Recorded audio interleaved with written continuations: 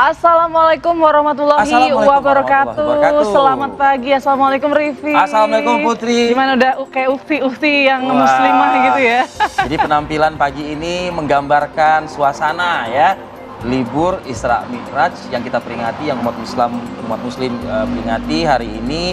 Tentu banyak sekali kegiatan-kegiatan, terutama mungkin di masjid-masjid ya. Di komplek rumah saya pagi-pagi tadi udah bersiap-siap. Ya, udah ramai. Tapi tidak hanya di Indonesia ya. Kita juga nanti akan hadirkan ataupun kita ajak Anda pemirsa untuk melihat bagaimana perayaan Isra Mi'raj di Masjid Al-Aqsa begitu. Mudah-mudahan ada rekan kita di sana. Rekan kita Dewi Cipani sudah bisa tembus ya ke lokasi. Mengingat saat ini tadi informasi terakhir Dewi Cipani ini masih dalam perjalanan juga menuju Al-Aqsa.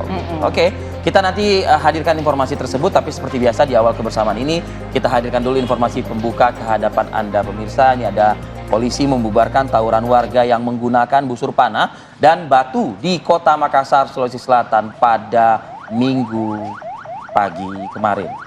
Para pelaku yang melihat kedatangan polisi langsung kabur saat dikejar oleh anggota kepolisian. Bahkan beberapa orang pelaku memilih melompat ke kanal dan berenang untuk menghindari tangkapan aparat kepolisian.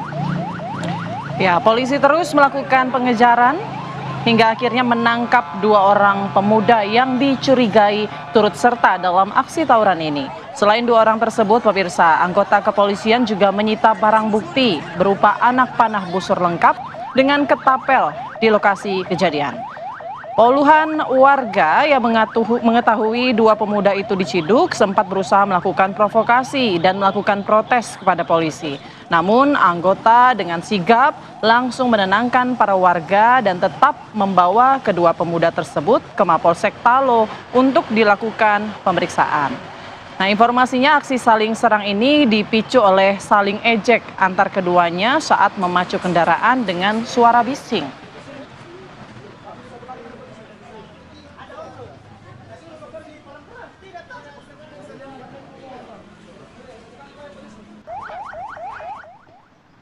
Pemirsa, puluhan warga Lipu Katobengke di Kota Bau-Bau, Sulawesi Tenggara menggeruduk sejumlah gudang penimbunan BBM dan menemukan puluhan ton BBM ilegal yang disimpan di dalam toren dan bak khusus. Aksi puluhan warga ini buntut dari insiden meledaknya mobil pick-up bermuatan BBM ilegal yang memicu kebakaran hebat 4 rumah warga di Kelurahan Lipu pada beberapa waktu lalu. Keberadaan gudang penimbun BBM ilegal telah meresahkan warga. Warga menemukan puluhan ton BBM ilegal jenis solar yang tersimpan di beberapa toren besar. Bahkan terdapat bak penampung di dalam tanah yang sengaja dibuat khusus dengan kedalaman 20 meter untuk menampung BBM solar. Warga meminta kepada pihak berwajib segera dilakukan proses hukum terhadap para pelaku penimbun BBM ilegal tersebut. Mungkin ini pemicunya juga salah satunya adalah warga yang mengklaim gitu mungkin ya susah sekali mencari solar gitu. Padahal sebetulnya dimanfaatkan oleh oknum-oknum tertentu.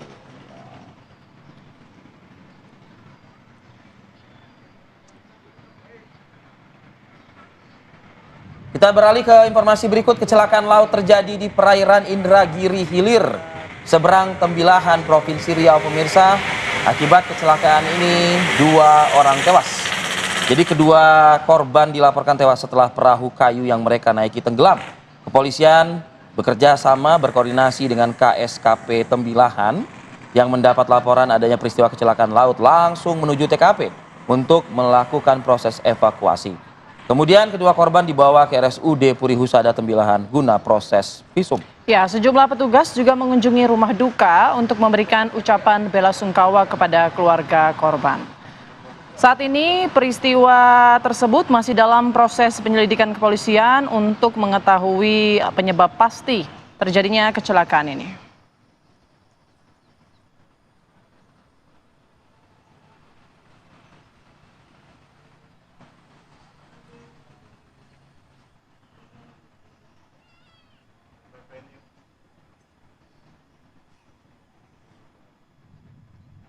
Assalamualaikum warahmatullahi wabarakatuh. Kita ke informasi lain pemirsa, diduga akibat korsleting, pasar induk di Kecamatan Cepu, Kabupaten Blora, Jawa Tengah terbakar dan kerugian akibat peristiwa ini mencapai miliaran rupiah. Inilah rekaman video amatir pemirsa saat terjadinya kebakaran pasar induk Cepu yang berada persis di belakang Terminal Cepu, Kabupaten Blora, Jawa Tengah. Tampak dalam video kobaran api ini dengan cepat melahap seluruh bagian kios pasar beserta dengan isinya. Sebanyak 6 unit mobil pemadam dikerahkan ke lokasi kejadian. Diduga kebakaran dipicu korsleting arus listrik, setidaknya 48 kios pasar ludes akibat dilalap si jago merah. Tidak ada korban jiwa dalam peristiwa yang terjadi, namun tentunya kerugian yang dialami oleh para pedagang termasuk juga pengelola pasar tidaklah sedikit.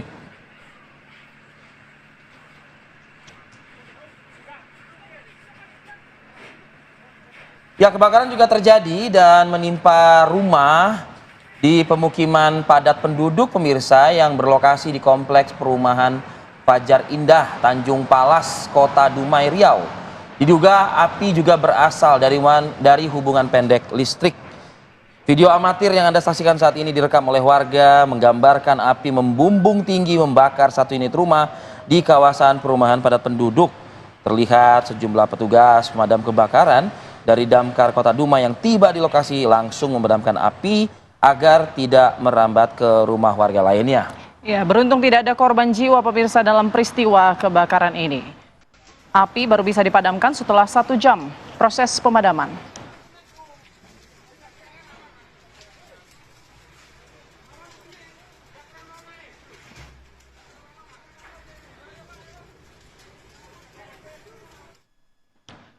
Pemirsa, hujan deras mengguyur Kabupaten Bandung sejak Minggu petang dan menyebabkan air sungai Citaliktik meluap dan merendam ruas jalan Soreang Banjaran setinggi 40 cm.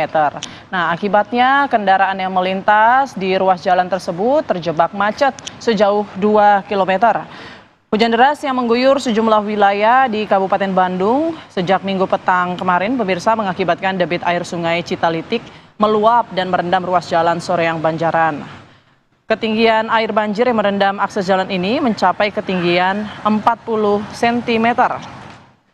Ya, kondisi ini berdampak pada kendaraan yang hendak melintas hingga akhirnya terpaksa menurunkan kecepatannya, bahkan tidak sedikit kendaraan terpaksa berhenti di pinggir jalan karena takut kendaraannya mogok.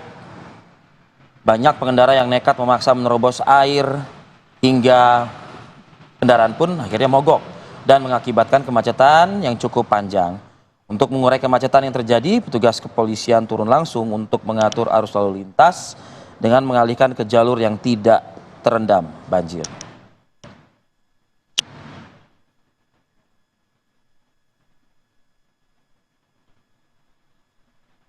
Hujan deras yang mengguyur Mamuju, Sulawesi Barat, pemirsa, ini terpantau sejak Minggu sore mengakibatkan sungai meluap. Ratusan warga yang tinggal di bantaran sungai pun panik. Mereka berhamburan keluar dari rumahnya untuk mencari lokasi yang aman. Warga panik dapat Anda lihat di dalam gambar saat ini, di mana kondisi air masuk ke dalam rumah mereka, sehingga mereka pun segera pergi meninggalkan rumah untuk mencari lokasi yang lebih aman. Petugas gabungan ke lokasi banjir untuk mengevakuasi korban banjir yang terjebak di dalam rumah dengan menggunakan 2 perahu milik BPBD Mamuju. Ketinggian air di lokasi banjir ini bervariasi. Air banjir di sejumlah titik bahkan mencapai 1 meter. Ketinggian air paling tinggi berada di bantaran Sungai Mamuju.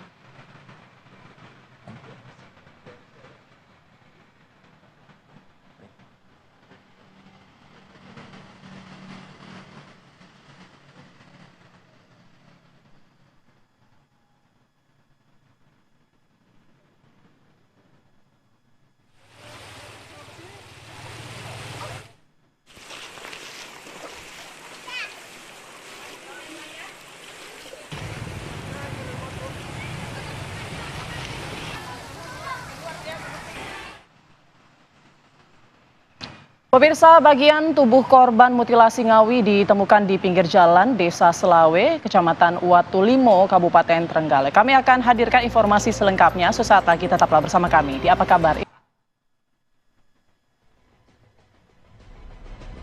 Kembali lagi di Apa Kabar Indonesia Pagi, pemirsa. Pelaku mutilasi perempuan dalam koper yang ditemukan di Ngawi, Jawa Timur berhasil dibekuk tim Jatan Ras Polda Jawa Timur. Tersangka dibekuk di jalan di kawasan Madiun, Jawa Timur bersama barang bukti mobil, sarana untuk membuang potongan tubuh korban. Tadi kita sudah menyaksikan video amatir detik-detik tim Jatan Ras Polda Jawa Timur yang membekuk pelaku mutilasi perempuan yang kemudian jasadnya atau bagian tubuhnya ditempatkan di sebuah koper dan dibuang di kawasan Ngawi. Pelaku ditangkap dan dimintai keterangan. Diketahuilah bahwa tersangka ini adalah suami siri korban yang berasal dari Tulung Agung. Ya, usai menjalani serangkaian pemeriksaan dan olah TKP awal di beberapa kota, mulai dari hotel di kawasan Kediri, Jawa Timur yang menjadi lokasi aksi pembunuhan, hingga di beberapa kota lokasi penemuan potongan tubuh korban, mulai dari Ngawi, Ponorogo, hingga Kabupaten Trenggalek. Tersangka kemudian dibawa ke Polda Jawa Timur untuk pemeriksaan lebih lanjut. Tak hanya mengamankan tersangka, polisi juga mengamankan mobil jenis SUV warna putih yang merupakan sarana tersangka dalam menjalankan aksi kejinya. Polisi juga mengamankan barang bukti lain yang terbungkus dalam plastik berwarna hitam. Jadi pengungkapan yang dilakukan oleh Jatan Ras Polda Jawa Timur ini berangkat dari teka-teki gitu ya, atau semacam kayak puzzle penyelidikan yang dilakukan. Juga ditemukannya beberapa potongan tubuh begitu ya, Putri. Yang kita ketahui juga beberapa hari sebelumnya ada potongan 2 kaki korban mutilasi yang ditemukan di area hutan jalur Ponorogo menuju Magetan, Jawa Timur. Paket terbungkus plastik diduga berisi potongan tubuh korban mutilasi yang ditemukan di pinggir hutan Desa Sampung, jalur Ponorogo, Magetan. Potongan tubuh berupa bagian kaki ini berhasil ditemukan setelah merujuk dari keterangan pelaku yang berhasil ditangkap Polda Jawa Timur dan jajaran Polres gabungan. Dan juga kabarnya kepala dari korban juga sudah ditemukan di wilayah Ngawi. Dan untuk kepentingan penyelidikan, pemirsa, paket berisi potongan tubuh korban ini kemudian diamankan di kamar jenazah RSUD Dr. Harjono Ponorogo. Kini penanganan kasus mutilasi terhadap Uswatun Hasanah yang ditemukan terbungkus koper di Ngawi dilimpahkan ke Reskrimum Polda Jawa Timur. Ya, tadi kita sempat juga membahas soal potongan kepala dari korban begitu, Putri. Juga ternyata juga sudah berhasil diamankan berdasarkan juga penggalian keterangan dari tersangka ya. Ya, Jatan Ras Polda Jatim ini bersama dengan anggota Reskrim Polres Trenggalek yang melakukan pencarian ini berhasil menemukan potongan kepala korban di pinggir jalan Desa Selawe, Kecamatan Watulimo, Kabupaten Trenggalek. Nah, potongan kepala tersebut pemirsa diduga milik korban yang ditemukan dalam koper di Kabupaten Ngawi beberapa waktu lalu.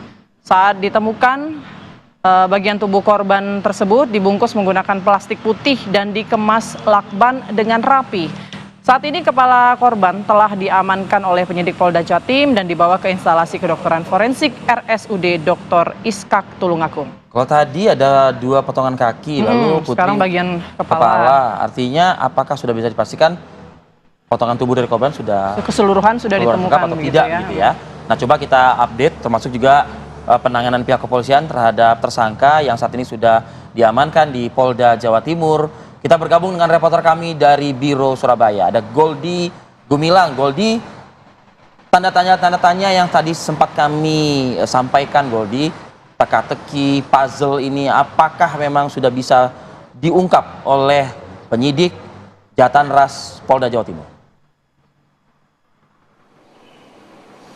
Selamat pagi, Arif Fadil dan juga pemirsa. Terkait dengan motif tersangka melakukan pembunuhan disertai mutilasi terhadap seorang wanita berusia kurang lebih 29 tahun berinisial UK yang berasal dari Kabupaten Blitar, Jawa Timur ini nantinya akan resmi dirilis oleh pihak kepolisian, utamanya dari Direskrimum Polda Jawa Timur sekitar pukul 8.30 waktu Indonesia Barat pagi ini. Namun Adapun keterangan dari Direskrim Polda Jawa Timur, Kombes Farhan, mengatakan bahwa terduga pelaku ataupun yang berinisial A ini diduga ini memang masih memiliki hubungan dekat dengan korban, dan juga untuk motif sementara ini adalah akan nanti diungkapkan pada saat rilis sekitar pukul 8.30. Dan memang Arif Fadil dan juga pemirsa, fenomena ataupun kejadian ini memang menggegerkan warga utamanya di Provinsi Jawa Timur karena kejadian mutilasi tersebut di bagian tubuh korban tersendiri ditemukan di beberapa kabupaten seperti di Ngawi, kemudian Ponorogo dan juga Trenggalek. Dan saat ini polisi berhasil menangkap pelaku dan sudah diamankan di Polda Jawa Timur yang nantinya akan dirilis ke media. Selain itu juga untuk korban sendiri ini merupakan warga dari Bence, Kecamatan Garum, Kabupaten Blitar yang berusia sekitar 29 tahun dan berjenis kelamin perempuan. Sedangkan untuk hasil autopsi sementara pemirsa menyebutkan bahwa penyebab kematian korban ini diduga karena kekurangan nafas akibat terhambat jalannya pernafasan, kemungkinan akibat tercekik. Selain itu juga update yang bisa kami kabarkan bahwa pada hari kemarin juga sudah dilakukan olah TKP kejadian oleh pihak kepolisian. Dalam hal ini adalah tim laboratorium forensik Polda Jawa Timur yang melakukan olah TKP di salah satu hotel di Kabupaten ataupun di Kota Kediri, Jawa Timur. Di mana di kamar 301 di hotel tersebut korban ini dimutilasi dan juga dibuang di dalam koper dan ditempatkan di Kabupaten Ngawi. Arif Fadil. Goldi, status dari pelaku. Informasi awal disebutkan suami siri korban begitu ya. Adakah mungkin informasi terkait dengan hal ini, Goldi? Baik, kami juga masih menggali terkait dengan informasi hubungan antara pelaku dan juga korban. Namun informasi yang kami terima dari beberapa pihak kepolisian memang nantinya akan dirilis resmi pada pukul 8.30 Arif Fadil. Sehingga nanti akan kami update lebih lanjut terkait dengan hubungan antara pelaku dan juga tersangka, kemudian juga motif utama dalam pembunuhan disertai mutilasi ini, mengingat kejadian ini berlangsung pada hari Kamis lalu. Kemudian juga beberapa potongan dari tubuh korban ini ditemukan pasca pelaku berhasil diamankan oleh petugas kepolisian. Dan dari keterangan pelaku tersebut, polisi dapat menemukan sejumlah potongan tubuh seperti kepala, kemudian kaki di beberapa kabupaten di Provinsi Jawa Timur seperti di Kabupaten Ngawi, kemudian Ponorogo dan juga Trenggalek. Arif Fadil. Baik, Goldi, apakah bagian tubuh korban yang sudah berhasil ditemukan ini sudah lengkap semuanya atau masih ada bagian tubuh yang hingga kini masih didalami atau dicari oleh petugas? Oke. Baik Putri, kami mendapatkan informasi bahwa sejumlah bagian tubuh memang telah ditemukan. Seperti yang pertama ditemukan sebuah koper berwarna merah di Kabupaten Ngawi. Kemudian juga ada beberapa bagian tubuh lainnya seperti kaki yang ditemukan di hutan, di mana tempat tersebut berada di Jalan Ponorogo menuju Magetan, kemudian juga kepala. Namun untuk lebih lengkapnya, apakah semua bagian sudah ditemukan, ini kami akan mengkonfirmasi lagi kepada pihak kepolisian. Namun informasi yang kami terima, beberapa bagian tubuh yang ditemukan di Kabupaten Ponorogo, ini masih diamankan di rumah sakit di Ponorogo untuk identifikasi lebih lanjut terkait dengan pengungkapan ataupun penyelidikan dari kasus pembunuhan disertai mutilasi yang terjadi di Kabupaten Kediri, Jawa Timur. Putri. Baik, terima kasih Goldi Gumilang mengabarkan langsung dari Surabaya, Jawa Timur. Pemirsa, kita harus jeda terlebih dahulu ya, Rivi. Usai jeda kami akan hadirkan informasi yang juga lagi ramai ya beberapa hari ini, di mana Kementerian Perlindungan Pekerja Migran Indonesia atau KP2MI mengecam tindakan otoritas maritim Malaysia yang menembak 5 pekerja migran Indonesia. 1 diantaranya dikabarkan meninggal dunia. Kami akan kembali sesaat lagi.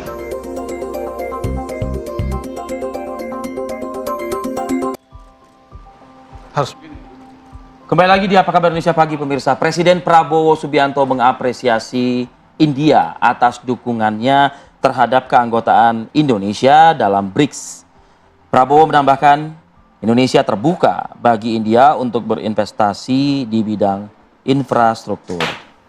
Presiden mengatakan keanggotaan Indonesia di BRICS dapat bermanfaat bagi stabilitas global dan kerjasama regional.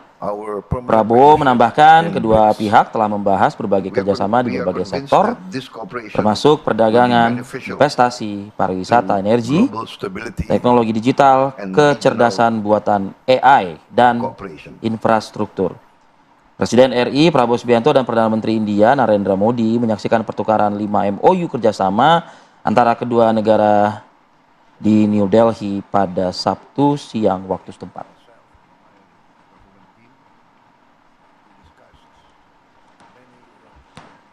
Economy. We are opening our economy to investment. Ya, informasi selanjutnya pemirsa, Ketua Umum Kadin Indonesia, Anindya Novian Bakri, bertemu dengan delegasi jurnalis saat mengunjungi New Delhi, India. Di sela-sela kegiatannya di New Delhi, Ketua Umum Kadin Indonesia menyempatkan diri bertemu dengan sejumlah pimpinan media yang tengah berada di New Delhi usai menghadiri Parade Republic Day India. Ketua Umum Kadin Indonesia bertukar pikiran dengan para jurnalis senior ini mengenai berbagai hal, salah satunya mengenai hasil dari CEO Forum dan Business Matching yang berlangsung beberapa hari lalu di New Delhi, India. Menurut Anindya, pertemuan tersebut menghasilkan sejumlah hasil yang konkret.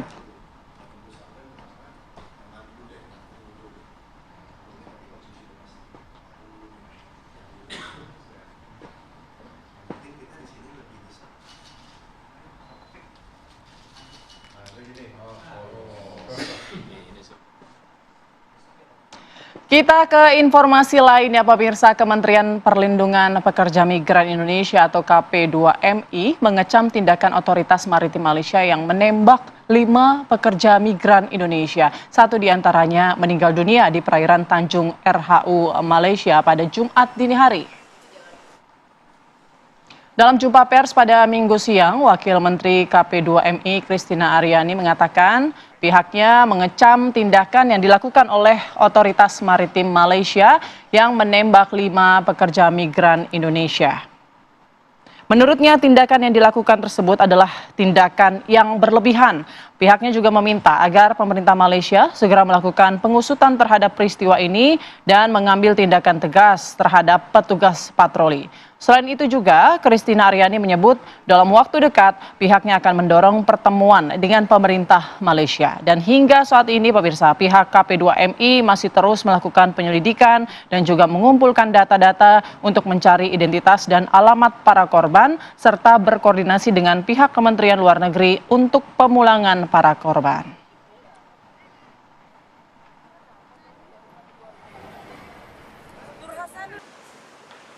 Kementerian P2MI mendesak pemerintah Malaysia melakukan pengusutan terhadap peristiwa ini dan juga mengambil tindakan tegas terhadap aparat patroli atau petugas patroli bila mana terbukti melakukan tindakan penggunaan kekuatan secara berlebihan atau excessive use of force. Kementerian P2MI juga terus melakukan koordinasi untuk memastikan korban yang terluka mendapatkan perawatan medis yang diperlukan dan memberikan dukungan kepada keluarga korban, termasuk bantuan hukum dan pemulangan jenazah. Pemirsa, buntut penembakan kapal patroli Agensi Penguatkuasaan Maritim Malaysia di perairan Tanjung RHU Banting Selangor pada Jumat lalu, pihak polisi di Raja Malaysia masih mencari kemungkinan sisa penumpang lainnya yang juga turut serta berada di speedboat tersebut. Dalam keterangan resminya, Kepala Polisi Daerah Selangor, Dato Hussein bin Omar, menyebut adanya tembak-menembak setelah korban mengancam dengan parang. Ya, untuk membahas hal ini, alhamdulillah di studio sudah hadir Pak Zulfikar Ahmad Tawala. Beliau ini adalah Wakil Menteri P2MI Republik Indonesia. Selamat pagi Pak Wamen. Selamat pagi Pak Wamen. Terima kasih Pak Wamen, kita kontak-kontakan tadi menjelang dini hari. Ya. Pagi ini Pak Wamen sudah hadir di studio kami. Informasi terkini, terupdate Pak hingga pagi ini seperti apa yang bisa diperoleh oleh pemerintah kita? Ya, sejauh ini hasil koordinasi dengan pihak KBRI dan atas Polri yang ada di Malaysia, dari 5 korban itu 1 sudah kita bisa identifikasi namanya Muhammad Hanafiah yang juga terkena tembakan. Lalu konfirmasinya beliau menolak untuk dioperasi lebih lanjut dan minta dipulangkan ke Indonesia. Karena ini kurang lebih dari 5 korban itu ada 3 rumah sakit. 1 rumah sakit yang menampung yang sudah tewas, kemudian satunya lagi yang luka tembak dan kritis, kemudian yang 3 orang lainnya itu di rumah sakit yang berbeda. Oke, kapan rencana akan ada dikembalikan ke tanah air ya mungkin ya, sesuai dengan permintaan tadi pasien tersebut, dan juga bagaimana dengan jasad korban yang meninggal dunia, Pak? Sejauh ini baik yang sakit maupun yang meninggal di luar negeri, pihak Kementerian Pelindungan Pekerja Migran Indonesia selalu berupaya maksimal untuk bisa dipulangkan ke Indonesia dan dimakamkan di kampung halamannya masing-masing. Nah, terkait yang kejadian yang barusan terjadi 2 hari yang lalu itu, memang kami dengan KBRI lagi berkoordinasi. Pihak KBRI sudah meminta kuasa kekonsuleran untuk bisa bertemu dan menjenguk keempat warga negara kita yang ada di Malaysia itu. Oke. Nah, 4 lainnya ini belum teridentifikasi, ini apa kendalanya, Pak? Ya mungkin karena kita belum bisa bertemu dengan mereka. Oh, Kita tapi belum informasi bertemu memang dengan mereka identitasnya juga memang nggak lengkap, hanya 1 yang punya paspor ya, informasinya bagaimana? Betul. Seperti pernyataan pers kami kemarin bahwa memang kelimanya ini diduganya itu non prosedural. Karena memang jalur ke Malaysia itu non prosedural itu adalah jalur-jalur tua di sepanjang laut kita kan, kayak di Kalimantan ada lewat Nunukan, ke Tawau, kemudian di sepanjang Sumatera itu lewat Dumai, lewat Kepri, kemudian lewat Aceh, lewat Tanjung Balai. Oke, nah kalau untuk penyebabnya sendiri, kalau kita baca-baca kan memang Malaysia mengatakan, aparatnya mengatakan ada perlawanan sehingga harus mereka juga terpaksa terancam begitu ditembak begitu ya. Nah, perlawanan macam apa sih yang diperoleh mungkin informasinya dari KP2MI-nya? Kalau hasil koordinasi dengan atas Polri yang ada di Malaysia, memang ada ribut-ribut dan hasil penelusurannya itu warga kita itu menggunakan parang saat ingin diperiksa. Ada berarti ada senjata tajam yang dibawa. Ada senjata tajam. Nah, kemudian akhirnya pihak Malaysianya membela diri dengan melakukan melepas tembakan. Itu kejadiannya pukul 3 dini hari waktu setempat. Kemudian akhirnya menjauh, kemudian ditemukanlah karam kapalnya itu. Ini yang ditembak 1 WNI saja atau 5? Karena informasinya ke-5-5-nya juga ditembak. Kalau memang ada yang mengancam itu data itu masih, informasi itu masih simpang siur, kita akan dalami lebih jauh. Tapi bahwa korbannya itu ya ada 5 orang, 2 yang terkena, 1 yang meninggal dan 1-nya lagi dalam tahap pengobatan. Artinya bisa dipastikan 3 terkena luka tembak ya, dengan 1 yang berakhir. 2 yang terkena luka tembak. 2 yang terkena luka tembak, 1 diantara tewas. 3 lainnya? 3 lainnya 1 yang kritis dan 3-nya ini sedang dalam perawatan. Nah, itu kritisnya kenapa itu? Karena tembakan juga Karena atau? yang tadi itu yang Muhammad Hanafiah itu. Muhammad Hanafiah itu ya, dia mau dioperasi tapi menolak dioperasi lebih lanjut di Malaysia, pengen dibalikin ke Indonesia saja. Oke, tapi saat ini kan tentu kan pihak berwenang masih menghandle ya kasus tersebut, begitu, pihak berwenang setempat ya. Ya, betul. Ya, sejauh ini atas kepolisian maupun juga KBRI sejauh mana mungkin melakukan dialog begitu terhadap warga negara kita yang sebaiknya permintaannya adalah dibawa kembali ke tanah air. Ya, salah satu upaya KBRI sudah menyampaikan nota diplomatik. Ya.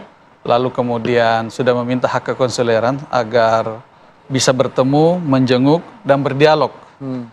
Sebenarnya situasi sebenarnya seperti apa? Nah, saat ini kita masih, informasi yang sampai ke kita itu adalah informasi resmi dari pihak Malaysia. Oke, dari pihak kita kan sudah mengajukan permohonan konseloran ya? Iya, betul. Apa sudah ada jawaban atau bagaimana? Kita sedang menanti nih jawabannya. Masih menanti? Kita sedang menanti jawabannya. Ya, kita berharap dalam 1-2 hari ini sudah bisa kita dapatkan agar bisa berkoordinasi, berkomunikasi dan mengambil langkah-langkah lebih lanjut kepada 5 WNI kita. Atau ini. mungkin komunikasi lewat telepon begitu dengan WNI kita? Sudah? Oh, kalau itu belum kita Belum, lakukan. karena kan ada yang mungkin menolak dirawat. Nah itu gimana kondisinya? Luka Betul, tembakan betul, kritis kan menunggu beberapa hari ini kan cukup lama ya. Oke. Dalam beberapa case biasanya memang kejadian-kejadian seperti ini semuanya ada yang di penampungan, ada yang di penjara kepolisian setempat. Iya. Itu mereka berkomunikasi dengan kita itu rata-rata lewat media sosial. Karena itu yang paling mudah diakses. Di kementerian kami ini kan punya tim reaksi cepat. Jadi ada hotline-nya, kemudian ada media sosialnya yang bisa setiap saat selama 24 jam itu diakses.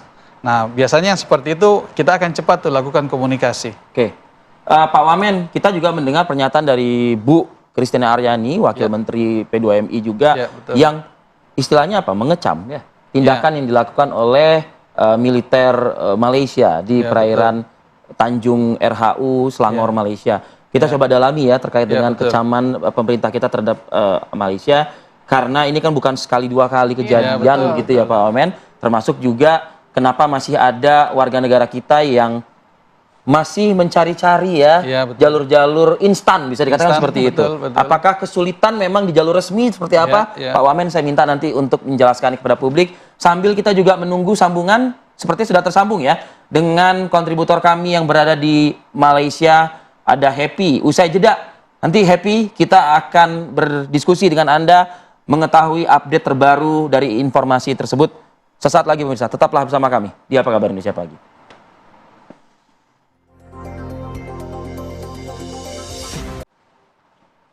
Ya, kembali lagi di Apa Kabar Indonesia Pagi pemirsa. Kita hadirkan informasi juga, ini diketahui Presiden Republik Indonesia Prabowo Subianto ya Putri ya, ini sudah tiba di Malaysia untuk melakukan kunjungan kenegaraan di Malaysia, dan salah satu yang menjadi agenda penting dalam kunjungan ini adalah pemberian anugerah Darjah Kerabat Johor yang amat dihormati, pangkat pertama DKI Johor dari Kesultanan Johor. Jadi setelah bertolak meninggalkan India begitu, Presiden Republik Indonesia dan juga rombongan ini bertolak menuju ke Malaysia untuk melakukan serangkaian kenegaraan. Tadi salah satunya juga sudah kita sebutkan ya, terkait juga dengan penerimaan penghargaan.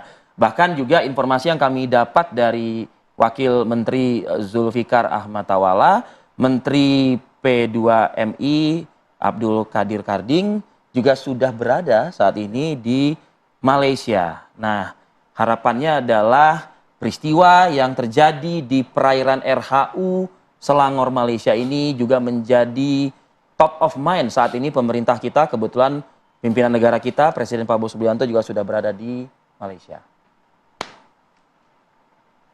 Ya, kita juga masih menunggu ya, kalau dari pihak KP2MI sendiri kan sudah mengajukan permohonan konselorin, kemudian juga masih menunggu apakah kemudian nanti bisa menjenguk para korban yang saat ini informasinya dari 5 korban ini 1 tewas, 1 kritis, dan 3 lainnya masih berada di rumah sakit ya, Pak Zul ya. Nah, apakah mungkin dengan kehadiran Pak Prabowo ini juga nanti bisa menekan begitu ya, ataupun mendorong agar lebih mudahnya lagi komunikasi antara pemerintah kita dengan pemerintah Malaysia, agar kasus ini kemudian bisa dengan cepat diselesaikan, dan misalnya permintaan-permintaan WNI yang saat ini ingin segera dipulangkan juga nanti prosedurnya bisa segera dilakukan begitu ya.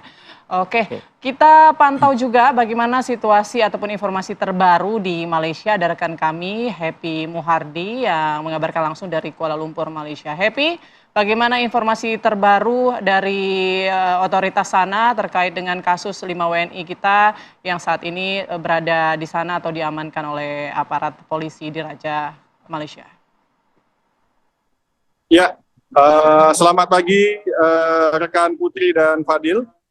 Arif Fadil, dapat kami sampaikan bahwa hingga saat ini kami masih belum mendapat keterangan resmi selain dari press release yang telah diberikan sebelumnya oleh Datuk Hussein Omar Khan pada 24 Januari 2025 lalu.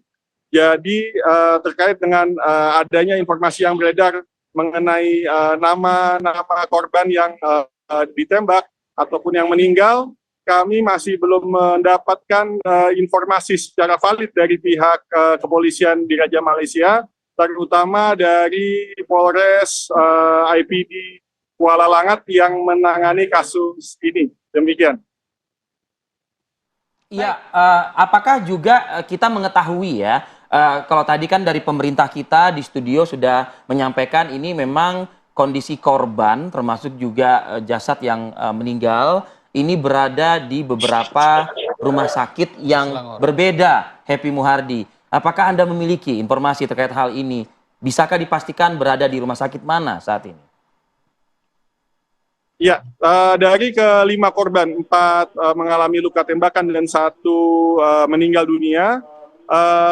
Saat ini mereka berada di 2 lokasi yang berbeda dan untuk yang meninggal berada di Jabatan Forensik Hospital Banting, sedangkan untuk 1 yang kritis berada di Hospital Klang dan 3 lainnya berada di hospital atau rumah sakit Sultan Idrisyah di Serdang. Kenapa bisa berbeda? Karena ketiga orang yang ada di Hospital Sultan Idrisyah ini datang lebih dahulu, tiba di unit gawat darurat Hospital Serdang, Sultan Idris Serdang. Kemudian dari pihak dokter jaga yang berada di unit gawat darurat tersebut melihat adanya luka tembak dan melakukan pelaporan terhadap balai polis terdekat atau Polres terdekat yang berdekatan dengan Rumah Sakit Sultan Idrisyah Serdang. Setelah ditelusuri, ternyata ketiga orang tersebut terkait dengan kasus yang terjadi pada beberapa jam sebelumnya, yaitu di perairan Tanjung Ru, Selangor. Sedangkan untuk yang berada di Hospital Klang itu dibawa setelah diketemukan pada pukul 9 pagi. Jadi beberapa saat kemudian, sekitar pukul 9, pihak patroli APMM mendapati laporan dari masyarakat awam yang mengatakan bahwa telah ditemukan 1 kapal yang terdampar di sekitar pantai daerah Banting, Selangor, di mana di dalamnya terdapat 2 orang dalam kapal speedboat tersebut. Dan di dalam tersebut diketahui 1 orang dinyatakan meninggal dunia dan 1 orang kritis. Demikian. Informasi yang kami dapatkan, kami dari pihak KBRI Kuala Lumpur sudah mencoba untuk mendatangi ke rumah sakit, namun dari pihak rumah sakit dan pihak polis juga masih belum mendapat izin untuk mendatangi korban. Demikian. Oke, Happy Muhardi, kalau untuk agenda Presiden Prabowo yang saat ini sudah tiba di Malaysia, dijadwalkan pada pukul berapa, Happy? Ya, tepat pada pukul 6 tadi pagi, Presiden Prabowo Subianto telah mendarat di lapangan Sultan Abdul Aziz Shah Subang. Dan dari Bandara Udara Internasional Subang, kemudian Presiden Prabowo kemudian menuju ke Hotel Mandarin Oriental di wilayah pusat kota, berdekatan dengan Menara Petronas KLCC. Dan dijadwalkan pada pukul 10 nanti Presiden Prabowo RI akan datang ke Istana Negara bertemu dengan Agung dan dilanjutkan bertemu dengan Perdana Menteri Anwar Ibrahim di Sri Perdana di Putrajaya. Dan menurut informasi yang kami terima saat ini, setelah dari Sri Perdana ke tempat kediaman bertemunya Presiden Prabowo dengan Perdana Menteri Anwar Ibrahim, dilanjutkan untuk dijadwalkan untuk kembali ke Indonesia. Demikian. Apakah ada agenda juga terkait dengan penerimaan penghargaan yang juga menjadi salah satu agenda yang beredar ya hingga kita di tanah air ini? Ya, rencananya agenda penganugerahan penghargaan akan diberikan bersamaan dengan ketika datang ke Istana Negara. Demikian, Arif Fadil. Baik, Happy Muhardi, terima kasih. Laporan langsung Anda dari Kuala Lumpur, Malaysia. Saya ingin kembali ke Pak Zulfikar Ahmad Tawala, Wakil Menteri P2MI. Pak Zul, kecaman keras sudah disampaikan oleh pemerintah kita. Betul. Bicara soal handling tenaga kerja ini kan, ini bukan pekerjaan baru ya, tentunya ya buat pemerintah kita, termasuk juga buat pemerintah Malaysia. Tapi sekali lagi kita kecewa dengan pemerintah Malaysia yang sampai harus mengorbankan nyawa warga Ya, negara betul, kita di betul. perairan mereka begitu. Ya. Gimana sikap pemerintah kita keras terhadap hal ini? Ya, kita tentu sebagaimana amanat undang-undang bahwa pemerintah ini akan totalitas menjaga seluruh tumpah darah Indonesia, baik yang ada di dalam negeri maupun yang ada di luar negeri. Kita tahu persis bagaimana Bapak Presiden dulu dengan gigihnya membantu Wilfrida bebas dari hukuman mati, dan itu hanya nyawa satu orang. Dan konsen kami pun di Kementerian P2MI adalah bagaimana pelindungan ini, total protection ini kita bisa jangkau di seluruh pekerja-pekerja migran Indonesia yang ada di luar negeri. Oke, ini kan bukan kasus pertama ya. Sepertinya Ya, betul. juga cukup sering ya. Bicara soal yang jalur ilegal ya, Betul. misalnya ya. Warga negara kita yang juga Ya. ditembak Ya, mati betul. begitu. Pernah ada dulu warga Riau Ya, karena betul. dituduh penyelundupan burung. Nah, Ya, kali ini betul. juga kita masih menunggu ya alasan Ya, dibalik kemudian aparat di sana bisa melakukan tindakan yang cukup berlebihan ya Ya. menurut kita. Nah, apakah memang sesulit itukah mencari jalur resmi sampai akhirnya warga kemudian memilih jalur-jalur ilegal, atau apa yang salah sebetulnya? Ya, jalur resmi, jalur legal itu adalah jalur yang justru paling baik, paling nyaman, yang bisa dijangkau oleh seluruh warga negara kita yang ingin bekerja sebagai pekerja migran Indonesia di luar negeri. Cuma memang ada saja oknum yang memanfaatkan, anggaplah ketidaksabaran dari warga kita dalam menunggu proses. Karena namanya dokumen yang melibatkan dua negara, ya, oke. itu pasti tidak bisa secepat kita memesan ST. Kita akan menunggu proses diplomatik, kita menunggu proses visanya, dan lain sebagainya. Tetapi di kementerian kami berkeyakinan bahwa ketika di penempatan ini bisa selesai 100% Iya. jalurnya itu jalur legal, maka itu sudah 90% menyelesaikan masalah pelindungan pekerja migran kita.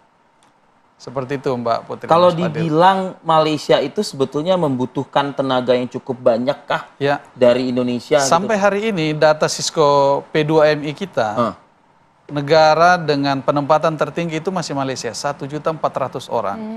Begitupun data pelindungan, data pemulangan, itu yang tertinggi memang dari Malaysia. Dari Tahun Malaysia. 2024 Ya. itu 71% itu pemulangan, itu kurang lebih sekitar 11 ribuan orang itu pemulangan itu ya dari Malaysia. Nah, dari data itu bisakah di breakdown kebutuhan-kebutuhan tersebut ditempatkan untuk sebagai apa begitu di sana? Sejauh ini memang yang paling banyak adalah domestic worker dan yang bekerja di sektor perkebunan. Oke, sektor perkebunan dan domestik. Nah, artinya mereka pun butuh kan? Begitu loh pertanyaannya. Sangat butuh.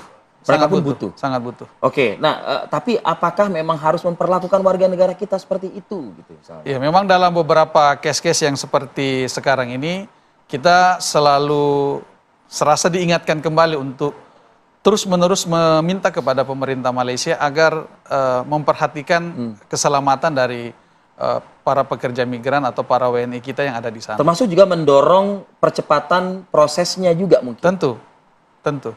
Atau mungkin proses yang agak ribet istilahnya kalau kita bilang, apakah itu memang terjadi di tanah air, di pemerintah kita, atau dari pemerintah mereka juga yang sebetulnya agak panjang gitu. Yang paling lama dari seluruh tahapan itu adalah penerbitan visa sebenarnya. Penerbitan visanya. Visa kerjanya. Oke. Karena itu mungkin melalui beberapa screening ya. Karena melibatkan pihak swasta di sana, swasta setempat, dan juga ada agensi-agensi penempatan pekerja migran di negara setempat. Oke, mungkin terakhir nih Pak Wamen, Siap. apa upaya ataupun juga imbauan agar kejadian-kejadian seperti ini tidak terulang Terulang lagi, lagi. khususnya bagi warga negara Ya. kita untuk nggak usah nekat lah untuk Betul. mencari jalur-jalur ilegal hanya untuk bekerja di Malaysia. Ya, tentu ini menjadi pekerjaan kita semua, pekerjaan seluruh anak bangsa agar mampu memberikan informasi, mampu memberikan penyadaran kepada warga kita agar jangan sekali-sekali Apa tergiur begitu? tergiur dengan janji oknum-oknum dalam tanda kutip yang tidak bertanggung jawab. Mereka ini diberantas juga nggak oleh kementerian? Sangat. Sangat. Makanya kita kemarin di beberapa waktu lalu berkoordinasi dengan pihak kepolisian, pihak Kementerian Imigrasi, agar hal-hal seperti ini tidak terjadi lagi di kemudian Gimana hari. biar masyarakat tahu bahwa ini ilegal atau tidak, oknum-oknum yang menawarkan pekerjaan, apakah bisa berkonsultasi terlebih dahulu ke KP2MI? Kita punya hotline, dan itu bisa ditanyakan langsung, nama PT-nya apa, PT-PT yang terdaftar kita ada 400 PT penempatan yang ada di Indonesia dan itu resmi. Sekarang ini dengan naiknya status kelembagaan kami, itu tentu akan memudahkan kami untuk melakukan verifikasi ulang terhadap PT-PT yang ada. Perwakilan P2MI di provinsi, di kabupaten kota pun? Ya, kita sudah ada di 22 provinsi. Nah, balai penempatan namanya, kemudian di beberapa provinsi kita ada pos-pos pelayanan untuk mempercepat pelayanan-pelayanan kita bagi warga negara kita yang ingin bekerja di luar negeri. Baik, ya kita berharap tidak ada lagi kejadian-kejadian serupa, meskipun tadi juga pemerintah kita secara gamblang juga sudah menyebutkan nih akses-akses yang memang biasa dijadikan gitu ya, jalur-jalur ilegal migran kita yang akan bekerja di luar negeri. Mudah-mudahan ini juga mendapatkan pengawasan untuk internal pemerintah kita, termasuk juga hubungan bilateral kita dengan pemerintah Malaysia. Jangan cuman makan-makan bersama dengan Perdana Menteri Malaysia, lalu melupakanlah hal-hal yang menjadi keprihatinan kita juga nih. Betul. Buat warga negara Nah, semoga kunjungan Presiden saat ini yang berada di Malaysia juga jadi momentum yang tepat ya untuk kemudian menjadikan kasus ini menjadi perhatian bagi pemerintah Malaysia maupun juga Indonesia. Baik, terima kasih banyak Pak Wamen Zulfikar Ahmad Tawala sudah berkenan hadir bersama kami di Apa Kabar Indonesia Pagi. Sehat selalu Bapak. Oke, kami akan jeda dulu sejenak, masih akan terus membahas yang menjadi perhatian publik, yaitu sistem zonasi akan diganti dengan domisili tanpa kartu keluarga. Oke, menarik ya. Pastinya kita juga masih bertanya bagaimana kira-kira mekanismenya, apakah ini jadi evaluasi di sistem zonasi sebelumnya atau justru ini menimbulkan masalah baru. Sesaat lagi pemirsa kami akan kembali. Ya pemirsa, PPDB zonasi rencananya akan diganti jadi PPDB domisili. Namun kita masih belum mendapatkan ya rincian lengkapnya, mekanismenya nanti seperti apa yang dimaksud dengan domisili ini. Apakah ini beneran mengganti atau menyempurnakan sistem zonasi yang sudah ada begitu atau ganti nama, ganti judul gitu. Bisa jadi gitu kan, ganti nama. Tapi itu akan kita bahas pada pagi hari ini dengan sejumlah narasumber, baik yang hadir di studio maupun juga sambungan Zoom. Yang di studio ada Bapak Indra Marzuki Rais, anggota Ombudsman periode 2021-2026. Selamat pagi. Assalamualaikum Pak Indra. Waalaikumsalam. Pak Indra ya Pak? Pak Indra, oke. Nah, nanti juga akan bergabung ya, kita lagi usahakan untuk bergabung bersama kita. Ada Profesor Atif Latiful Hidayat, Wamendiknasmen, untuk hadir pada pagi hari ini juga berdiskusi bersama kita. Mungkin langsung saja ke Pak Indra. Ya, sambil menunggu sambungan ya. Betul. Nah, sebelum kita membahas soal domisili ya, sistem domisili. Mungkin sejauh ini bagaimana dengan pelaksanaan zonasi yang dipantau dan pun catatan dari Ombudsman terkait sistem tersebut? Ya, jadi sebetulnya Ombudsman semenjak tahun 2017, semenjak diberlakukannya sistem PPDB, sudah melakukan pengawasan. Dan setiap tahun kami memberikan masukan, rekomendasi, ataupun koreksi kepada pihak terkait. Mulai dari Kementerian Pendidikan dan Kebudayaan dulu, lalu dengan Menko PMK dan segala macam. Namun yang kami lihat memang banyak kesalahan ataupun kekurangan yang berulang setiap tahun. Nah, kami mengapresiasi bahwa pemerintahan pada saat ini melakukan inisiasi untuk mengkoreksi. Perubahan. Ya, tapi kan belum mendapatkan penjelasan. Betul, nah, ini dia. Tapi balik lagi bahwa sebetulnya ada beberapa kelemahan dan kami melihat mulai dari persiapan, pelaksanaan hingga pasca. Jadi jangan hanya melihat ketika ada kasus-kasus seperti apa itu mungkin. Contohnya ketika di persiapan, ketika penentuan kuota, berapa besar jumlah kuota untuk zonasi, afirmasi, itu tidak ada pemetaan sebaran jumlah calon peserta didik. Akar permasalahan ini sebetulnya adalah satu, kurangnya jumlah sekolah. Yang kedua, mutu pendidikan yang belum merata. Nah, itu disebabkan karena misalnya tenaga pendidik begitu. Tenaga pendidik misalnya, ataupun sarana prasarana yang kurang. Infrastruktur ya. Ya, kalau tanya perkembangan kota juga mempengaruhi. Bayangkan kota berkembang, masyarakat bergeser ke pinggir, sekolahnya masih di tengah kota. Itu ada beberapa daerah itu. Jadi memang kembali lagi masalah pemetaan dan kedua masalah bagaimana terkait dengan persiapan aturan yang harus tersosialisasi lebih baik kepada masyarakat sehingga masyarakat tidak mengalami kebingungan saat dilaksanakan PPDB. Kita ketahui kementerian kemarin menyampaikannya kepada publik ya, sudah ya, merubah dari zonasi menjadi domisili. Tidak cukupkah Januari 2025 ini untuk kemudian diterapkan pada Juli ya, kurang lebih ya, 2025 untuk sosialisasi? Nah, ini dia, kami merasa itu sebenarnya waktu yang cukup. Cukup seharusnya. Namun harus melibatkan seluruh pihak. Jadi jangan hanya mengandalkan pihak kementerian. Karena pelaksanaan itu adanya di daerah. Betul. Jadi dinas kepala daerah juga harus aktif melakukan. Sehingga masyarakat sebelum memasuki masa PPDB ini atau SPMB namanya sekarang. SPMB sekarang. Ya, itu mereka sudah menyiapkan semuanya. Itu untuk masyarakat. Yang kedua sebenarnya adalah pada pihak pemerintah harusnya juga sudah menyiapkan, memetakan berapa jumlah sekolah yang dibutuhkan. Ya kan?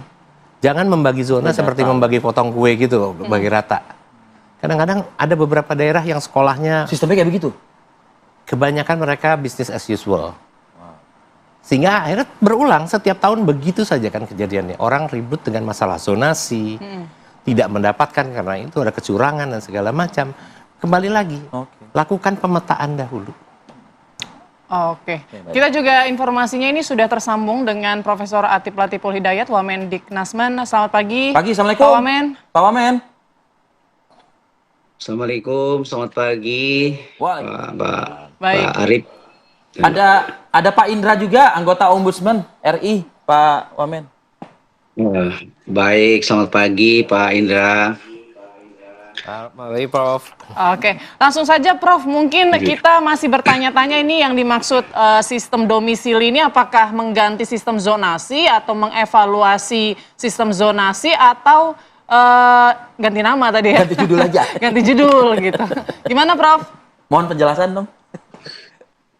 Ya, sebelum sampai ke sana itu perlu dipahami dulu oleh semua pihak ya, filosofi dan tujuan dari dulu kita menyebutnya sebagai PPDB ya, yang sekarang tampaknya publik sudah mengetahuinya akan ada perubahan nomenklatur begitu. Tujuannya antara lain ya, yang penting sistem itu dimaksudkan dalam rangka menghadirkan pendidikan yang bermutu untuk semua. Jadi pemertaan kesempatan untuk pendidikan yang bermutu itu. Yang kedua, harus hadirnya inklusi sosial, integrasi sosial, dan kohesivitas sosial. Jadi murid dari berbagai latar belakang sosial, suku, etnis, agama, harus dapat berinteraksi secara intensif ya. Dan belajar di sekolah yang dekat dengan tempat tinggal itu memiliki relasi sosial yang kuat ya dengan teman sebaya dan internalisasi nilai-nilai utama ya. Jadi itu harus dipahami filosofinya. Hanya kemudian ada evaluasi sebab di lapangan ya sesuai juga dengan mungkin perkembangan yang terjadi ya dan situasi-situasi yang berbeda, maka ada beberapa persoalan yang muncul ya yang harus ini kemudian diperbaiki. Umpamanya secara akademik ya sistem tersebut itu terjadi penurunan kualitas ya pada sekolah unggul disebabkan ada heterogenitas intake muridnya ya. Kemudian juga banyak murid yang mengundurkan diri. Kemudian secara administrasi itu diketahui oleh umum terjadinya pemalsuan dokumen, ada perbedaan standar raport, swasta tidak kebagian murid, dan ada beberapa sekolah negeri yang menerima lebih dari daya tampung ya. Kemudian juga proses kurang akuntabel, transparan, bahkan ada tidak patuh pada petunjuk teknisnya. Jadi itu beberapa masalah yang mendorong kemudian ada perbaikan ya terhadap sistem yang ada. Sekira demikian. Perbaikan dengan sistem yang ada, berarti sistem domisili ini bagaimana penjelasan lengkapnya, Pak Implementasinya Wamen? nanti. Ya, Jadi untuk penjelasan lengkapnya kami sudah menyusunnya karena ini akan dibahas ya pada tingkat yang lebih tinggi. Jadi mohon sabar karena sebentar lagi insya Allah ya. Tapi secara umum sistem domisili ini itu didasarkan kepada domisili di wilayah administratif ya yang ditetapkan oleh pemerintah daerah. Jadi tujuannya untuk mendekatkan domisili murid dengan satuan pendidikan. Nah, dari yang sebelumnya kan tadi juga saya mendengar itu ada keluhan-keluhan ya, umpamanya kalau pengukuran secara jarak itu tidak akurat, bahkan menimbulkan kekurang adilan ya, kekurang transparanan begitu. Nah, jadi ini sistem yang baru ini untuk mengurangi, meminimalkan, memperbaiki dari kekurangan-kekurangan dari sistem yang sebelumnya. Ya, maka kita menyebutnya dengan domisili. Tapi lengkapnya harap bersabar dalam waktu yang dekat insya Allah akan disampaikan secara lebih detail ya. Karena ini juga akan nanti menyangkut pihak yang lain ya, pemerintah daerah umpamanya. Iya. Ya. Nah itu dia, betul sekali Pak Wamen, setuju dengan itu. Tapi juga catatan juga yang disampaikan tadi oleh Ombudsman RI, Pak Indra menyebutkan sosialisasi Pak itu penting. Ya. Jadi kalau misalnya pagi ini Pak Wamen mungkin masih meminta bersabar dulu ya waktunya begitu. Ya. Nah harapannya bagaimana nanti akan sampai hingga ke sekolah-sekolah yang berada di tingkat 2 setiap provinsi Nah, begitu. masalahnya juga sejumlah sekolah ini udah buka pendaftaran, Vi, udah beriklan, udah mempromosikan sekolahnya. Kalau tidak secepatnya mungkin nanti sistemnya berubah lagi kan nanti bingung juga masyarakat. Gimana, Pak? Tapi jeda dulu sejenak Pak Wamen dan juga Pak Indra. Kami akan kembali lagi usai jeda pada waktu berikut. Ya, Anda kembali di Apa Kabar Indonesia Pagi, pemirsa. Sebelum kita lanjutkan bincang-bincang kita pada pagi hari ini, mungkin kayaknya banyak juga ya masyarakat yang masih mempertanyakan. Bingung atau mungkin, juga masih bingung, ini gimana sih sistemnya dan sekolah Tanpa kakak tuh kayak gimana tuh? Emang tanpa kakak? Ya kan informasi dari Pak Harap Menteri bersabar kalau kata Pak Wamen ya. Ya, tapi maksudnya masalahnya sekolah sudah membuka pendaftaran. Nah, orang tua masih bingung nih mau daftar gimana karena sistemnya ini berubah nggak sih sebenarnya, kapan berubahnya dan sosialisasinya bagaimana. Nah, kita langsung saja mungkin saparkan kita Rehana Mezia yang akan sedikit mewawancarai beberapa masyarakat terkait pergantian sistem penerimaan PPDB ini ya siswa baru. Silakan Rehana. Baik, selamat pagi Ari Fadil, Putri, dan juga pemirsa. Mungkin bagi Anda yang ingin mendaftarkan anaknya ke sekolah ataupun yang ingin mendaftarkan ke jenjang yang lebih tinggi. Nah, saat ini pemirsa, pemerintah sedang menyempurnakan sistem pendidikan. Di antaranya sebelumnya mungkin yang kita ketahui bahwasannya penerimaan siswa baru ini namanya adalah PPDB. Namun diganti pemirsa di SPMB. Kemudian yang ini ya, yang lebih diutamakan adalah yang sebelumnya sekolah ini ditetapkan dengan sistem zonasi, namun diganti ini pemirsa menjadi sistem domisili. Dan tentunya ini juga menimbulkan banyak sekali kebingungan di masyarakat ya, terutama ini bagi ibu-ibu yang mungkin ingin mendaftarkan anaknya ke sekolah. Di pagi hari ini pemirsa saya akan mengajak Anda untuk berbincang dengan salah satu narasumber yang mungkin ini di pagi hari ini sedang berolahraga. Halo Bu, selamat pagi. Pagi. Ibu namanya siapa Bu? Dengan Ibu Rina. Baik, Bu Rina, apakah sudah tahu mengenai yang sebelumnya sistem zonasi kemudian menjadi sistem domisili Bu dalam sistem Sudah. Nah, ini tanggapannya seperti apa nih Bu?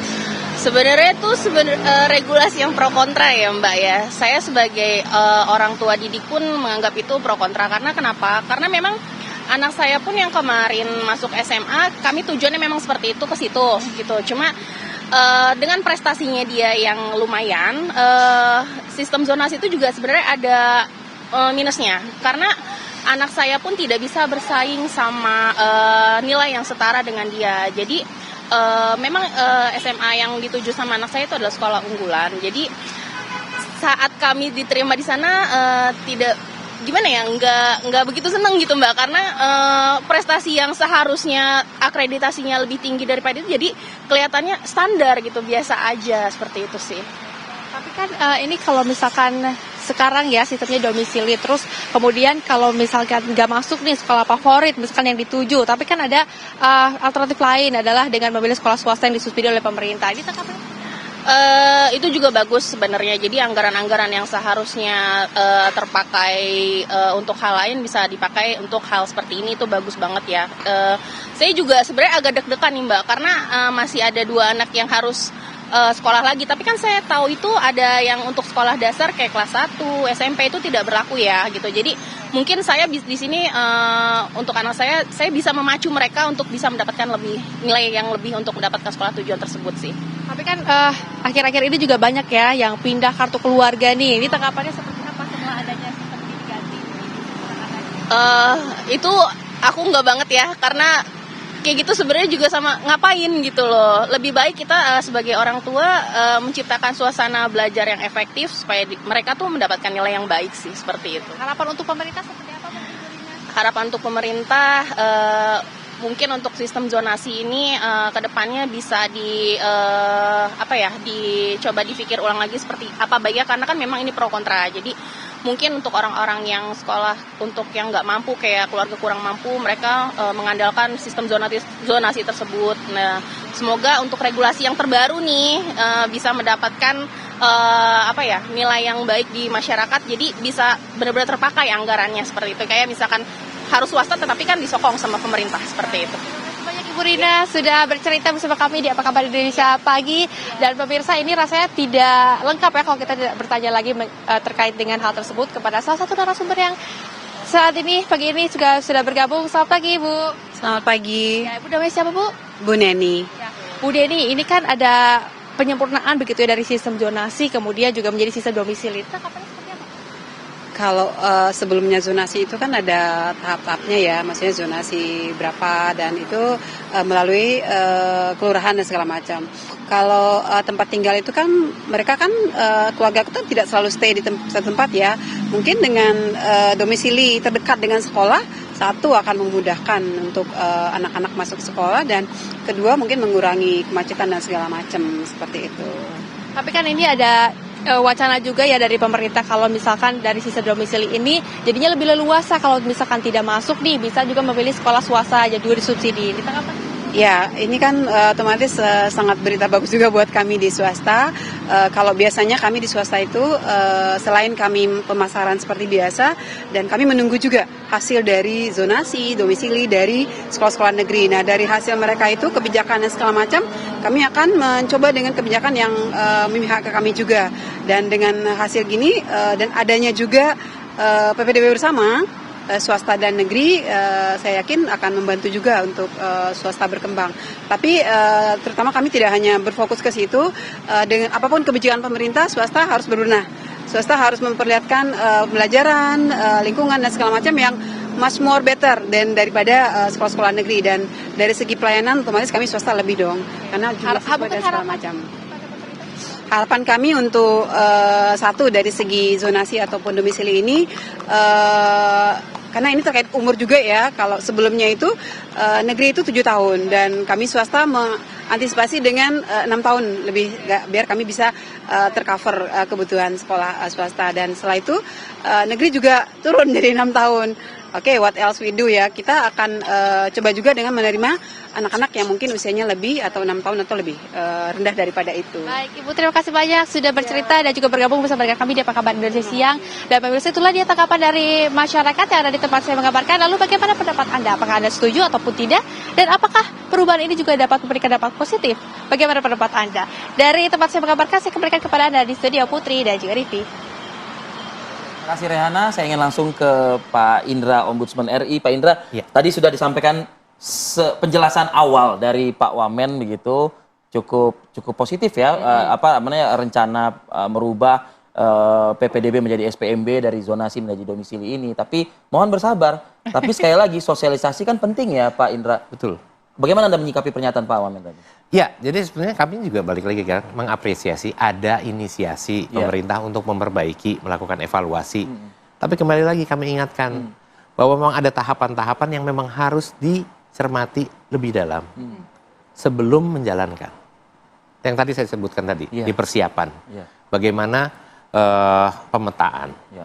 Lalu juga peraturan yang jelas, sosialisasi.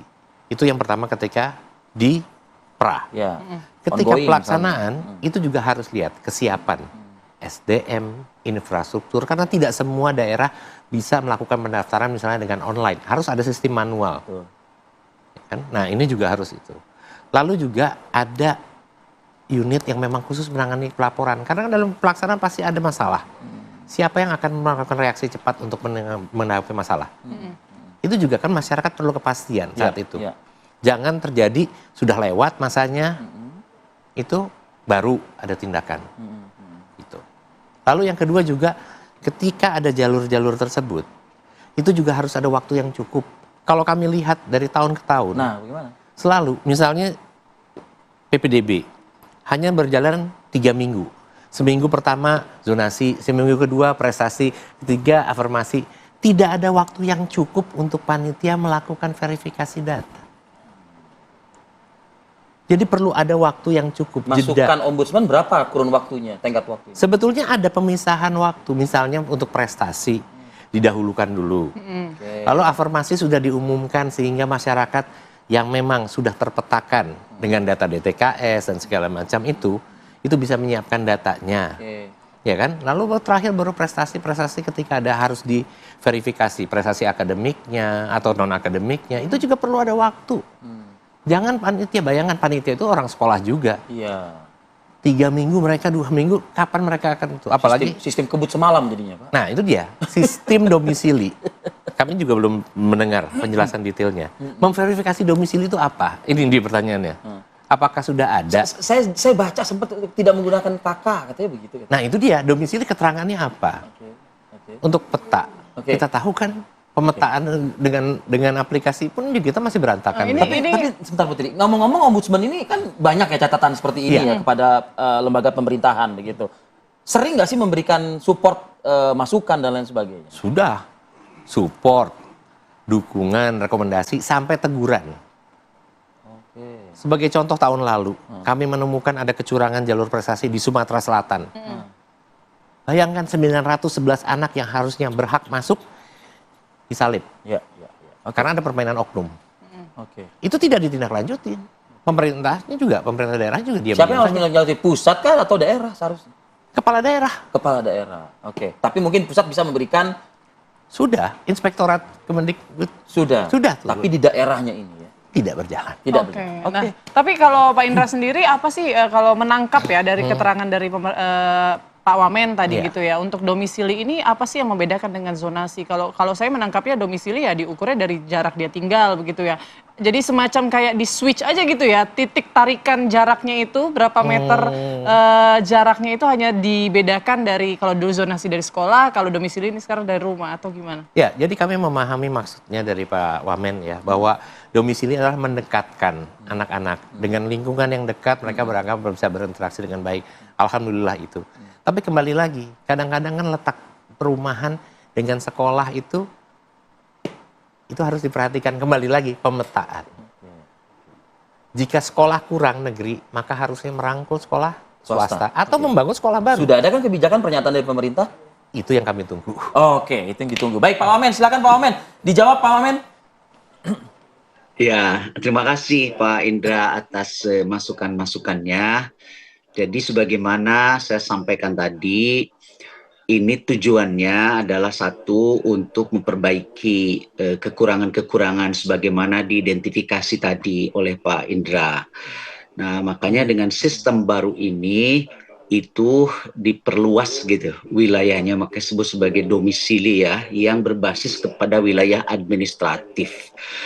Nah, itu yang dimaksudkan. Nah, tentu saya katakan tadi yang disampaikan oleh Pak Indra sudah kami rumuskan ya, pastilah kekurangannya selalu ada ya, tapi kita harus berusaha untuk perbaiki. Nah, demikian pula dengan soal penjadwalan. Nah, itu juga pasti menjadi pertimbangan kami dalam hal ini. Nah, hanya kami belum bisa menyampaikan secara detail, jadi tunggu karena ini harus sudah menjadi sebuah keputusan yang resmi begitu ya. Jadi harap bersabar kalau umpamanya aspirasi-aspirasi yang terus berkembang di masyarakat menunjukkan itu satu bukan saja pemahaman akan tapi keinginan untuk perbaikan, ya, dan tentunya kami terima. Dan sebagaimana yang penting tadi juga disampaikan oleh Pak Indra, di sini adalah peran dari pemerintah daerah. Nah, tentu kami juga di dalam peraturan ini melibatkan betul ya pemerintah daerah, dan jangan lupa juga pihak swasta. Nah, salah satu kekurangannya yang juga dikeluhkan dalam sistem yang lama itu adalah ketidakterlibatan sekolah swasta.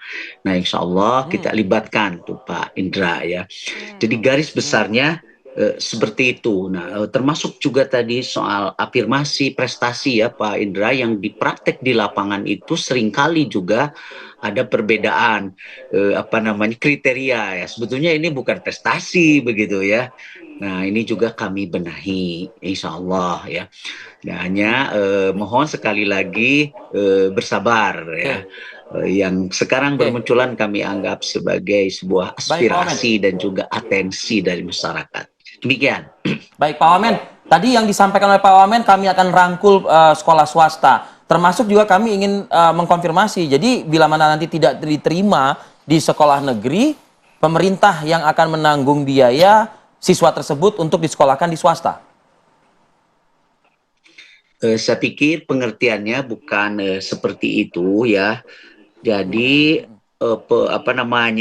siswa atau murid yang tidak tertampung di sekolah negeri itu difasilitasi ya oleh pemerintah daerah sesuai dengan kemampuan masing-masing pemerintah daerah. Itu kan perintah undang-undang ya, aturan begitu. Jadi difasilitasi.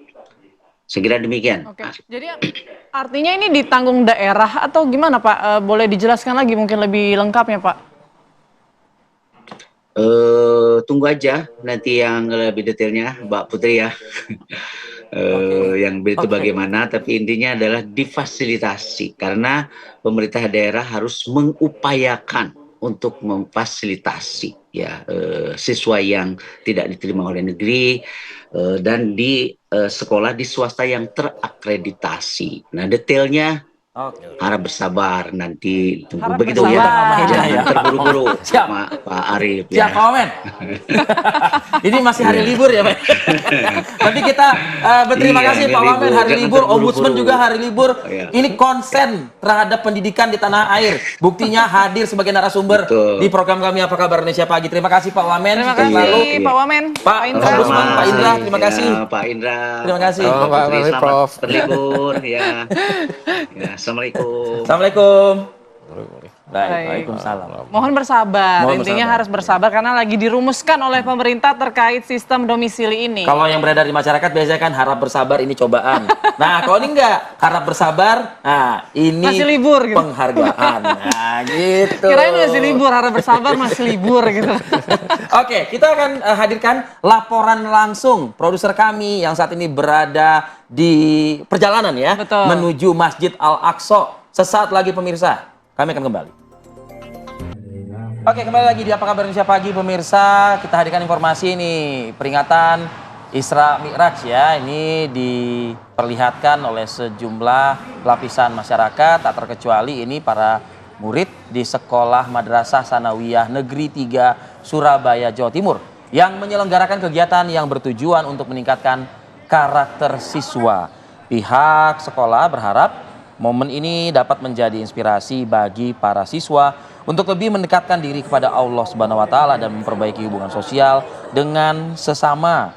Jadi melalui kegiatan keagamaan diharapkan peserta didik bisa meningkatkan keimanan dan ketakwaan, tidak lagi ada perundungan, tidak lagi ada kekerasan, dan semakin giat untuk belajar. Ini tentunya menjadi beberapa hikmah yang bisa dipetik dari peringatan Isra Mi'raj yang dilangsungkan di Madrasah Sanawiyah Negeri Surabaya.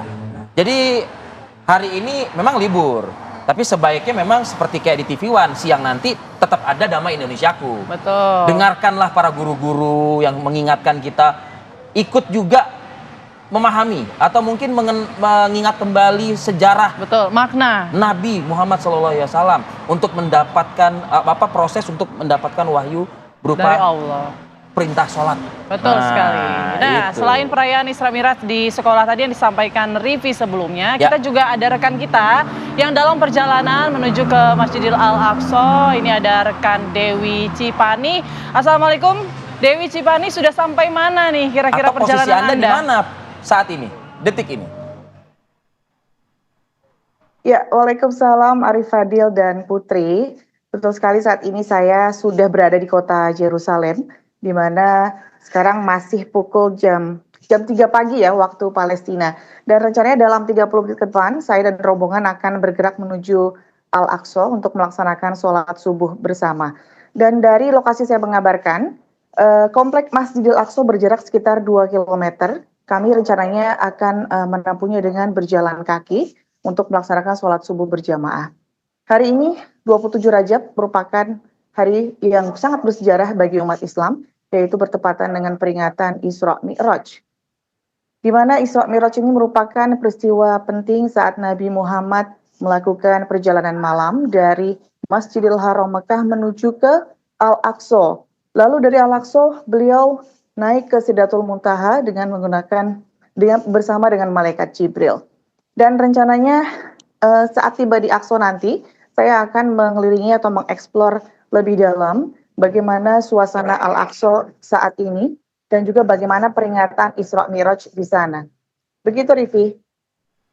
Ya, Dewi Cipani, mungkin Anda bisa menceritakan kembali proses Anda hingga akhirnya Anda bisa masuk ya ke, bisa dikatakan mungkin Yerusalem lah, begitu ya. Sebetapa sulitnya kah mungkin penjagaan dan lain sebagainya, dan bagaimana keamanan sendiri yang Anda rasakan?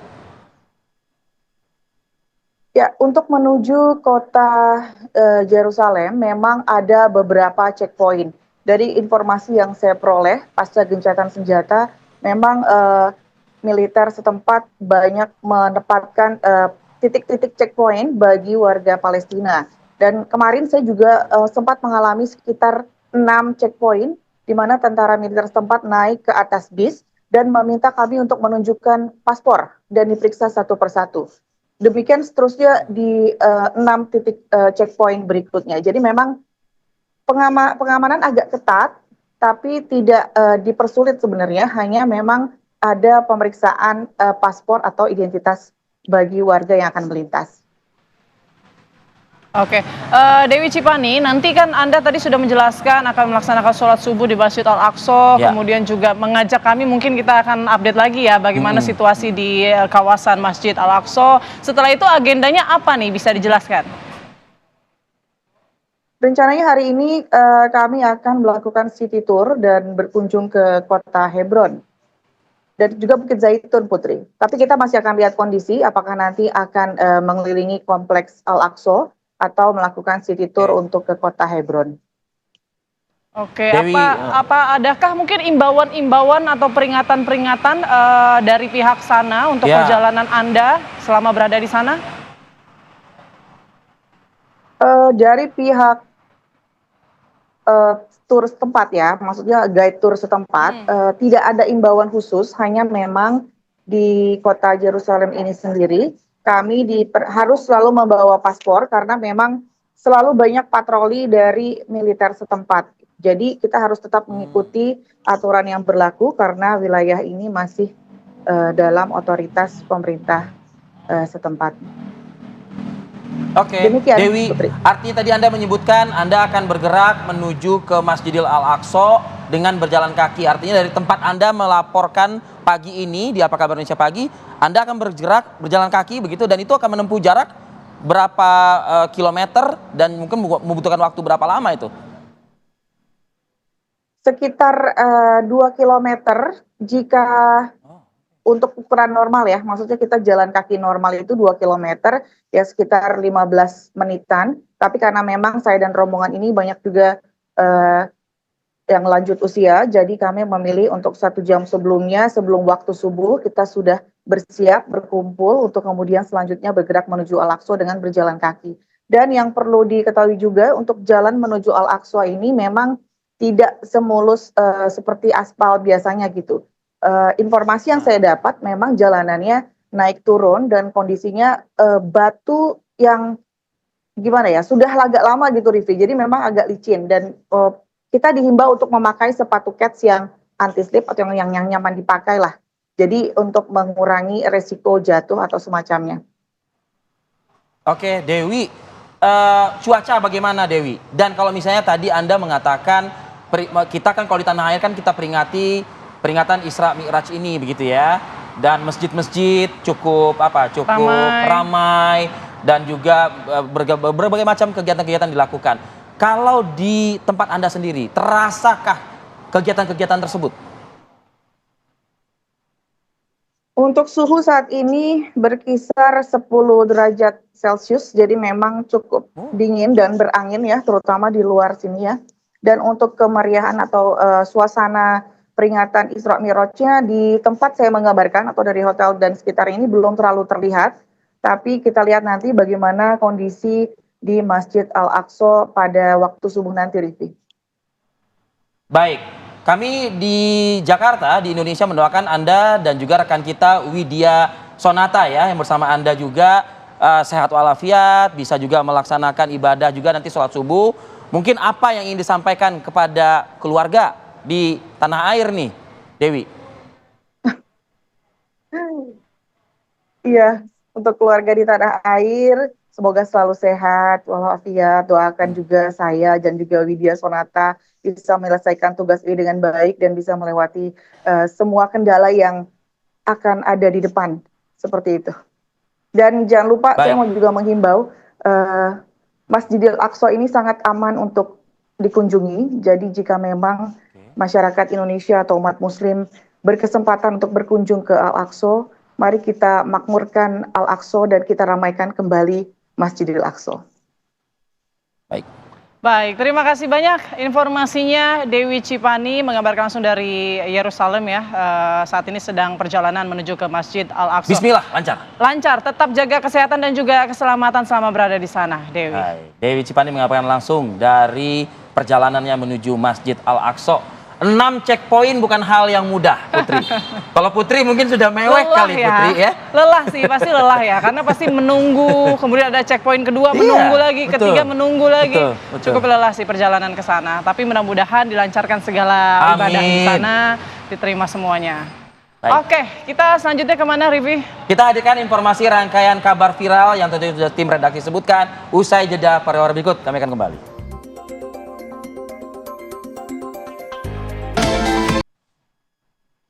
Wah, ini viral nih. Wah, ini viral nih. Nah, kita menghadirkan nih informasi viral-viral tersebut ya. Langsung saja nih, ada viral rekaman video yang menunjukkan seorang pria diduga memalak pengemudi mobil di Jalan Talaga Bodas, Kecamatan Lengkong, Kota Bandung. Ini cukup ramai diperbincangkan oleh publik ya. Tampak di sini pria ini mengetuk-ngetuk kaca mobil korban yang berada di pinggir jalan. Peristiwa tersebut terjadi 25 Januari lalu, diunggah korban ke media sosial. Dalam rekaman video terlihat seorang pria mengetuk kaca mobil korban. Warga sekitar awalnya menganggap pria tersebut itu akan menghadang ya kendaraan yang lewat. Ya, tapi ternyata setelah video tersebut viral di media sosial, polisi mengamankan pria dalam video yang diketahui berinisial NO, 21 tahun di sebuah asrama di Lengkong. Pelaku ini diduga dalam keadaan mabok ya, terpengaruh minuman beralkohol saat melakukan aksinya tersebut. Jadi mau ngapain tuh sebenarnya? Katanya sih sudah dimediasi oleh pihak kepolisian, ya. Jadi pihak keluarga, dua keluarga ini sudah bertemu, damai katanya. Damai, betul. Tapi kedepannya semoga tidak ada lagi aksi-aksi apalagi yang membuat kepanikan dan ketakutan masyarakat. Oke, kita ke informasi selanjutnya pemirsa. Ada aksi pencurian uang tunai jutaan rupiah dengan cara merusak gembok toko telur. Ini aksinya terekam CCTV dan viral di sosial media. Terkenal orang ini sekarang. Nah ini kita bisa lihat ya, tampak jelas ya pelaku ini mendatangi TKP seorang diri dengan mengendarai sepeda motor lalu merusak gembok toko dan masuk menuju meja tempat penyimpanan uang penjualan. Nah kemudian polisi melakukan penyelidikan dan dalam waktu 10 hari pelaku berhasil diringkus di rumahnya di Jalan Macini, Kecamatan Makassar. Jadi pelaku ini biasa disapa cebol, namanya si Suwardi ya. Ini residivis dalam kasus yang sama ya. Mengakui uang tersebut telah habis digunakan untuk kebutuhannya sehari-hari. Wah, jadi cebol Selamat ya, Anda akan Viral. kembali menghuni Hotel Prodeo dan merasakan dinginnya lantai hotel tersebut. Oke, seorang anak laki-laki usianya ini 4 tahun pemirsa, tepatnya di Kabupaten Karangasem, Bali, ini tak sengaja tersebur ke dalam gorong-gorong yang dekat atau tak jauh dari rumahnya. Membutuhkan durasi 3 jam lamanya untuk melakukan pencarian terhadap korban yang dilakukan oleh tim gabungan, ada kepolisian, damkar, BPBD begitu. Tapi amat disayangkan ya, ini hasilnya nihil dan tak lama kemudian setelah menelan waktu juga upaya pencarian tersebut akhirnya membuahkan hasil lah gitu Ya, seorang warga kemudian berhasil masuk dan menggendong sang anak keluar dalam keadaan selamat, alhamdulillah ya. Dan sang ayah pun langsung memeluk erat anaknya dan disambut haru oleh warga desa lainnya. Ini menjadi perhatian penting buat keluarga, terutama orang tua. Ya. Selalu awasi anaknya ketika bermain, walaupun hanya dekat rumah ya. Tapi tetap jangan sampai pandangan mata kita terhadap anak-anak ini lengah begitu. Betul. Nah kalau tadi kan anak-anak Put. Sekarang? Sekarang kita punya video viral lainnya yang memperlihatkan detik-detik menegangkan nih, ketika petugas damkar menyelamatkan seorang lansia yang jatuh ke dalam sumur sedalam 9 meter di Kabupaten Kuningan, Jawa Barat. Nah, berkat respon cepat petugas damkar, kemudian alhamdulillah korban berhasil dievakuasi dalam kondisi selamat. Ya, ini berkat kerja cepat ya dari damkar yang akhirnya berhasil menyelamatkan lansia dari sebuah sumur. Kalau kita lihat sumurnya ini cukup sempit pemirsa, tapi damkar luar biasa. Kita apresiasi. Berjibaku ya.